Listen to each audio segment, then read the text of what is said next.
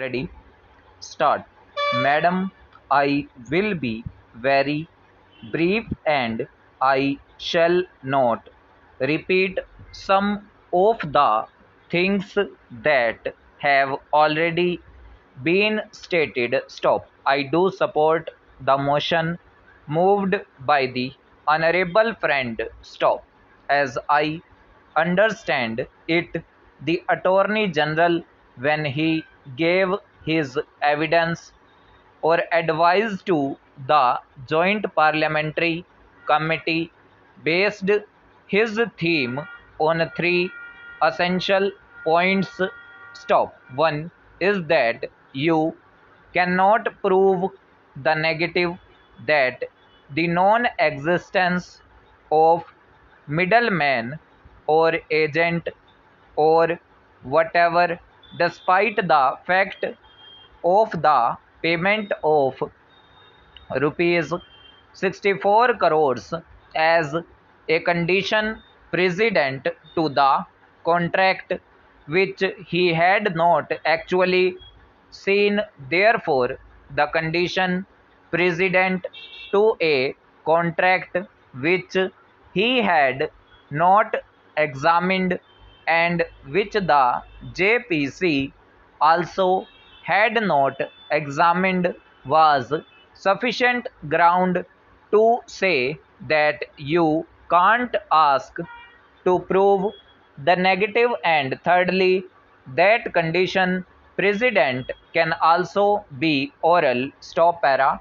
These were largely the three essential points which raise questions which I believe only the Attorney General can answer, because the legal experts and the Treasury benches would suppress their expertise and would rather come out with partisan aspects of that which is unsustainable. Stop.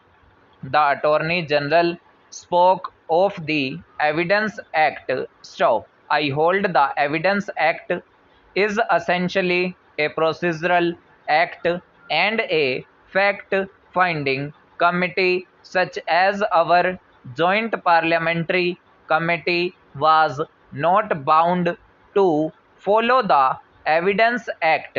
Stop. There are also exceptions to the Evidence Act, like the principle of the primary burden of proving a fact lying with the party that asserts the existence of a thing. Stop. And the best example is a child born out of wedlock that is assumed to be the child of that couple, and whoever says that this child is not my child or is not born out of wedlock has to prove it to be so. Stop. Here the Evidence Act is asking you to prove the negative. Stop.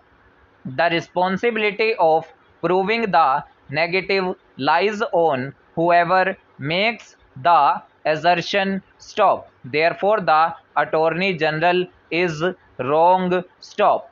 Therefore, it is necessary that the Attorney General be called here.